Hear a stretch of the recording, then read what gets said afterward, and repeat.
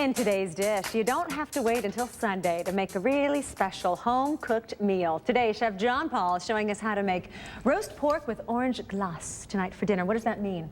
Well, a glace is simply a glaze. It's a liquid that's been cooked down until it's kind of syrupy, so you've evaporated a lot of the water out. Nice, lots of flavor, sweetness. Actually, you're concentrating the flavor, which makes it kind of neat. And especially when you're roasting, you have something that has natural sugars in it, like orange juice, it'll actually caramelize and get browner. So it develops this really deep, complex flavor. Okay. I love it. So these are oranges that I picked off my own tree. Ooh. How nice to be able to use your citrus. Well, and you know what? And I think I hear so many people say that they've got this glut of citrus that they don't know how to use up. If you juice oranges, the yield is only about 40%. So it's a great way to use up a lot of oranges. So what I did was I juiced my oranges and I ran them through a strainer to get the pulp out. Because for this dish, I don't want it to be real pulpy. I want more of a refined flavor. Okay. And you'll notice that it has a very light orange flavor. Do not use store-bought orange juice from concentrate. Why? Well, it's got like citric acid and potassium and sugars and things added to it. Okay. If you taste real orange juice, it doesn't have that punchy in the face orange flavor. It's very subtle and it's very light. If you were to use the stuff from the supermarket, when it reduces down, it's just gonna it's like being stabbed in the neck with an ice pick. You know, that acidy. Yeah, oh yeah, it burns right there. So use the real deal. Okay. Now, what I have in here is about 1.5 cups of orange juice, and what I want you to do is just grate about a teaspoon of the zest in there. What does that give us, the zest? Now, the neat thing about the zest is it contains all the essential oils. So actually, the zest tastes more like orange than the orange itself. Interesting. So all the essential oils are in there. So when they cook out, it'll have a nice bottom flavor to it, like a really deep, rich flavor to it. Is that enough? Or should I do a little perfect. more? Okay. And then I have some garlic that I minced up, 1 clove, and we're going to put that clove of garlic in there. All right.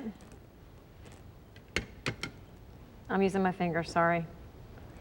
Go for it. Now, just do like a pinch of each of these. So I have some oregano. I have a little white pepper. Pinch of oregano. All right, for some body. I have a little hachoo, hachoo. What's this? That's kosher salt. Okay, how much? Perfect. Okay. Okay, because there's natural salts in the meat.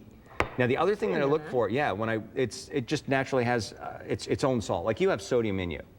All right, so if we were to roast you up, all right, you might need just a little more salt. Enough. But pretty I'm good. pretty good to go. Pretty good, yeah. Hold on, how much? I just dumped that in there. Is that enough? That's perfect, a pinch. Now the cayenne, people are like, well, you're using white pepper and you're using cayenne. An interesting thing about peppers, you can actually build flavors. So especially in Cajun cooking, you'll see them use red pepper, black pepper, white pepper, green pepper. And it makes a difference to layer Every those pepper has its own flavor to attach your palate at a different angle. Interesting. So the cayenne gives me some interest. It really kind of gets my palate almost like sweating, salivating. Okay. And then the black pepper or the white pepper adds flavor. Fun. All right, so it almost comes in for the you got it. For the kill at the end. That's exactly what I was looking for. All right. So we take this, and I have just a little bit of butter. We're going to put the butter in. Now, I don't have to smear it around or anything because it's going to melt. Now, these are going to become my pan juices. Put that in. And on here I have a pork tenderloin. And when we did the cutaway before, you saw me taking off, it wasn't fat, but it's called the silver skin. Okay. So it's this connective tissue. If I leave that on, it'll buckle up and kind of horseshoe because it'll shrink. So you want to keep it looking perfect. Yeah, nice and roasty. So take that out so it doesn't shrink. Exactly. Okay. Then we're going to take this and pop it in the oven. And what temperature here? I'm roasting it at 350. Now I can also do this with a whole pork loin. And then just baste it about every 5 minutes. And this I actually roasted off this morning, and it took 25 minutes. That's it. But you've got to baste. That's got to be an important step. Well, it shrinks a little bit, but that looks so good. I want to try it. Okay, here we go. And you prepared it with a little haricot vert?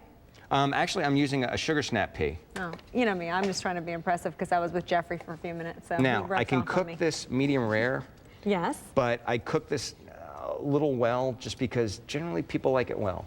And this dish can take it. Since it's cooking in so much juice, it stays moist. It does stay very moist. So I'm going to go with about a 3-ounce portion. And voila! I'm going to mention while you finish preparing that. Oh, and we use that as our sauce on top. Isn't that gorgeous? Make sure you check out the restaurant there at the Scottsdale Culinary Institute if you're interested.